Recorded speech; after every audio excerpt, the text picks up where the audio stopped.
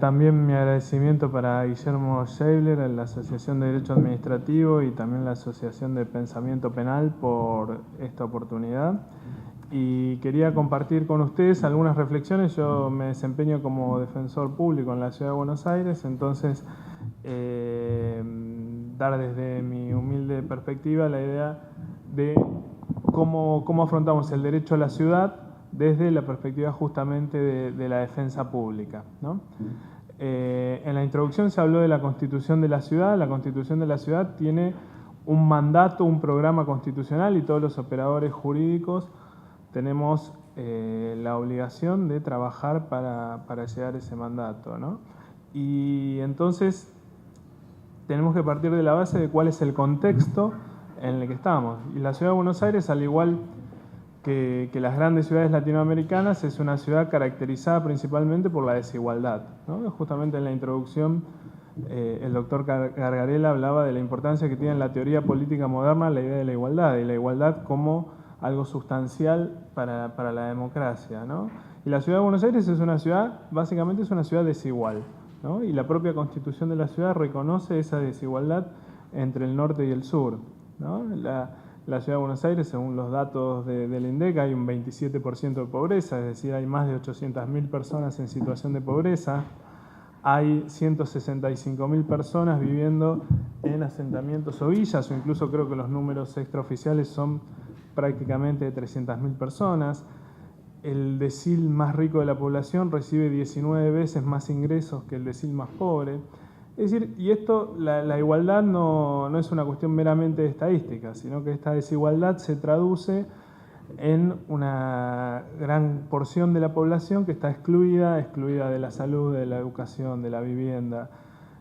Tenemos chicos que no tienen vacantes escolares, personas que no acceden a los servicios de salud, personas que viven en malas condiciones sanitarias, etc. Es una ciudad que lamentablemente se caracteriza por situaciones de lo que se llama segregación urbana, ¿no? Entonces tenemos una ciudad segmentada, con discriminación, con divisiones, con estigmatización de personas que por vivir en determinados lugares, en determinados barrios, ¿no? Una pobreza concentrada sobre todo en la zona sur de la ciudad, en las comunas 8, la comuna 4, son las comunas que tienen estos mayores índices de necesidades básicas insatisfechas, ¿no? Y ahí, en ese marco, dentro de ese marco de la realidad en que estamos obligados a movernos, bueno, ¿qué nos puede decir el derecho a la ciudad, o qué podemos hablar del derecho a la ciudad, ¿no? Acá Sebastián magistralmente explicó qué se considera hoy en la doctrina moderna el derecho a la ciudad, y yo no puedo agregar mucho a eso, a lo que él dijo, pero sí me animo a decir, a complementar, que como se suele decir hoy, el derecho a la ciudad es un significante vacío, en el sentido que es un concepto en construcción, es decir, hay una lucha por construir qué significa el derecho a la ciudad, ¿no?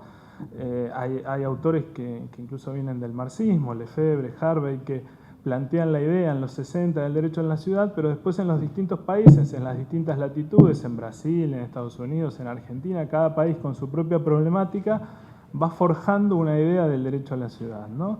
Y la Constitución de la ciudad no receta expresamente el derecho a la ciudad, pero sí nos habla de una multiplicidad de temas donde hay una intersección, por ejemplo, el uso democrático del espacio público, el problema de las personas sin techo, el problema de los espacios verdes, la planificación urbana, los abusos inmobiliarios. Es decir, tenemos toda una serie de temas muy heterogéneos que podemos hacer una intersección en el derecho a la ciudad, ¿no? Y partiendo de la base que la Constitución de la ciudad es una Constitución que en su letra reconoce la situación de desigualdad, pero es una Constitución que pone énfasis en políticas activas especiales. Es una Constitución que en el derecho comparado se caracteriza justamente por eso, por decir, tiene que haber de parte del Estado políticas activas, políticas positivas, políticas de carácter positivo para superar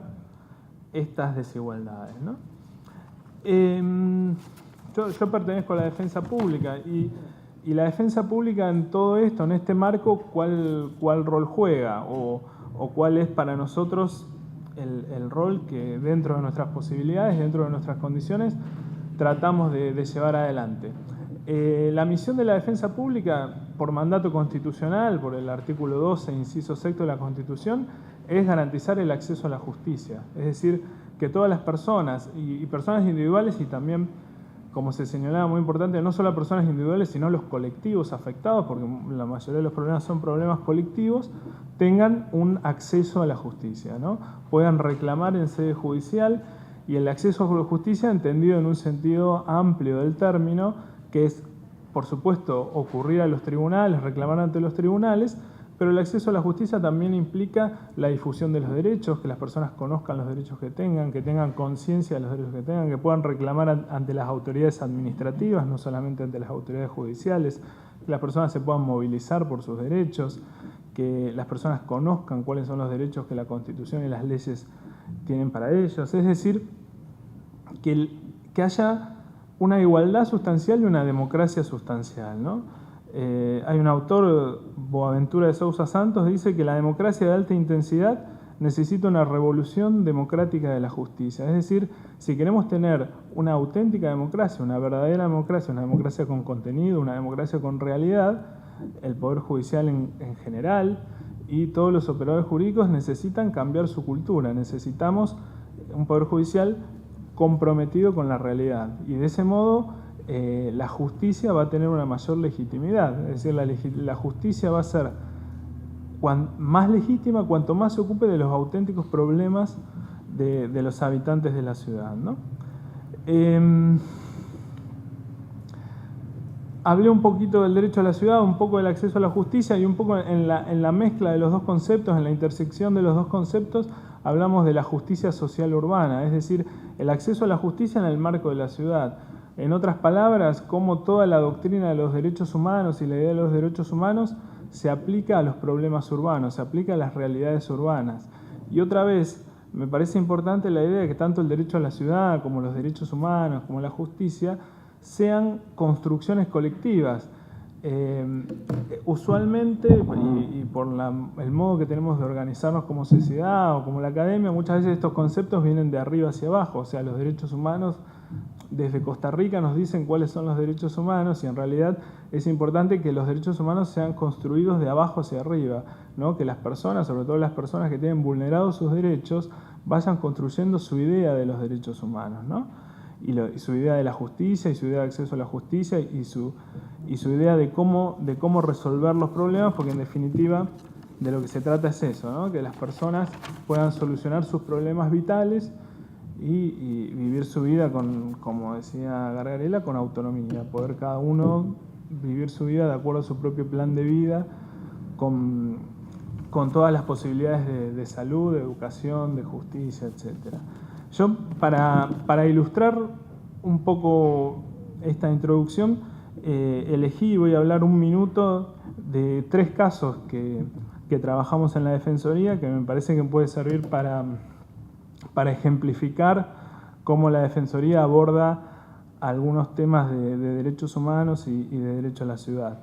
Un caso que puedo mencionar, que es un caso que está en trámite, es el caso Serra, que es el caso conocido también como el caso Elefante Blanco. Elefante Blanco es un lugar, es un barrio en Villa Lugano, en la Comuna 8, un lugar donde viven alrededor de 300 familias, y eso es, diría, prácticamente uno de los lugares más pobres de la ciudad, más excluidos, más marginados, personas que viven en situación de extrema pobreza y también incluso con una grave situación ambiental, porque viven en ese lugar, hay basurales, bueno, no hay agua potable, no hay ninguna condición mínima de habitabilidad, etcétera, etcétera. Y entonces nosotros patrocinamos un amparo colectivo, y es importante esta herramienta de los amparos colectivos, y acá digo algo un poco más técnico, es importante reconocer la legitimación del Ministerio Público, del Ministerio Público de la Defensa, para llevar adelante estos amparos, porque en las acciones colectivas, como están reguladas en la Constitución de la ciudad, una cuestión fundamental desde el punto de vista jurídico es la legitimación, ¿no? Porque si se adoptan, si los tribunales, y en especial el Tribunal Superior, adoptan tesis muy restrictivas acerca de la legitimación, el efecto va a ser terminar con las acciones colectivas, es decir, van a terminar aboliendo las acciones colectivas bajo los argumentos de la legitimación, ¿no? Bueno, en ese caso, en el caso de Elefante Blanco, se hicieron algunos avances, el gobierno de la ciudad hizo algunas obras por orden de la jueza liberatoria, que es la jueza que interviene en el caso, y hubo algunos avances parciales. Pero como todas las cosas, y dada la extrema situación de gravedad en la que vive este colectivo, todavía se necesitan, y todavía estamos reclamando, políticas públicas mucho más eficaces, mucho más efectivas, mucho más urgentes, que tengan en cuenta, digamos, justamente la gravedad de la situación, ¿no? Otro caso del que podría hablar 2 minutos es el caso del barrio de Los Piletones, que es el caso Ruejas contra el gobierno sobre Amparo. Acá también no son situaciones de extrema pobreza y extrema exclusión como Elefante Blanco, pero es un asentamiento, porque contrariamente a lo que se dice oficialmente desde el gobierno de la ciudad, el barrio de Los Piletones no es un barrio efectivamente urbanizado, sino que todavía tiene muchos problemas de apertura de calles, no tiene servicios públicos, no está conectado a la ciudad formal en cuanto a los servicios públicos. Hay problemas de vivienda, de hacinamiento de vivienda, hay problemas de acceso a la educación porque no hay escuelas en el barrio, es decir, no es un barrio efectivamente urbanizado. Y ahí estamos trabajando también con un amparo colectivo otra vez, acompañando a los vecinos, y ahí lo que destacaría por ahí desde el punto de vista teórico es la necesidad de respetar la ley 148. La primera legislatura, creo que en el año 98, 99, sancionó esta ley que era como un gran avance, pero después en la concreción, en la puesta en práctica, no siempre se llevó adelante lo que planteaba la ley, que era la efectiva y la adecuada participación de los vecinos, ¿no? Un poco se decía en la introducción, hay una desconfianza en la democracia. Claro, pero esa desconfianza en la democracia atraviesa a muchos actores, a muchos sectores, ¿no? Hay un autor francés, Rancière, que habla del odio a la democracia, cómo desde las élites, desde los gobiernos, desde los distintos órganos de poder, la democracia siempre es mirada con desconfianza. Nadie quiere democracia, o mucha gente sí, invoca la democracia, pero en el fondo desconfía de la democracia. Se desconfía de que las personas opinen, hablen, digan lo que quieran. Y bueno, y la participación está vinculada también con el acceso a la información, porque para participar hay que tener información, y también se pregona muchas veces desde el Estado la transparencia, la información, y muchas veces es un discurso que no baja la realidad. Y después un tercer caso que quería mencionar para terminar es el caso de las comisiones inmobiliarias, que es el caso ASIG contra CUSICBA. ASIG es la Asociación Civil por la Igualdad y la Justicia, y CUSICBA, que es el demandado, es el Colegio de Corredores Inmobiliarios de la Ciudad de Buenos Aires. Y ahí la Defensoría intervino como tercero interesado. Lo explico muy breve. Hay una ley en la ciudad que prohíbe que las inmobiliarias cobren una comisión superior al mes de comisión, sí, al mes de comisión por contrato, ¿no? Y por las prácticas usuales, las prácticas comerciales usuales, las inmobiliarias sistemáticamente vulneran esta prohibición de una ley de la legislatura de la ciudad, y CUSICBA, que es el órgano de control, avaló esto a través de una resolución, ¿no? O sea, CUSICBA avaló esta práctica de las inmobiliarias que vulneraba el tope que establecía la ley de la ciudad de las comisiones inmobiliarias. Más allá del caso, en el caso actualmente está vigente una cautelar que dice, justamente, como no puede ser de otra manera, dice que hay que cumplir con lo que dice la ley, hay que cumplir con el tope. Pero más allá de eso, a mí este caso me interesa por 2 casos, ¿no? Primero, por dos puntos. Uno que es un caso, en la justicia de la ciudad hay muchos casos de acceso a la vivienda de personas de bajos recursos. Y este es un caso donde trata del problema del acceso a la vivienda de los sectores medios, que es un tema que normalmente no se judicializa, ni tampoco se lo suele estudiar desde la perspectiva de los derechos, ¿no? Porque los sectores medios también tienen problemas de acceso a la vivienda, de diferente tipo, pero también tienen problemas. E incluso nadie hace, ni los propios sectores medios otra vez, conectan sus problemas con los problemas de otros sectores, ¿no? Pero bueno, me parecía importante que en la justicia salgan a la luz y se pongan sobre la mesa estos problemas, ¿no? Y también cuando se habla del derecho a la ciudad, la planificación urbana y todo lo demás, era importante en estos expedientes traer al escenario o traer a la discusión, traer al debate justamente a los actores, que podemos decir al actor empresarial, al actor al capital, podemos decir, al sector empresario, que justamente es un actor principal en cómo se conforma la ciudad de Buenos Aires, es un sector fundamental en cómo se diseña esta ciudad, digamos, pero que es un sector que por razones obvias no está presto a debatir, ¿no? Sería muy difícil que venga a un ámbito como este alguien del sector inmobiliario a debatir cuáles son los intereses de ese sector, que seguramente tendrían cosas para decir, ¿no?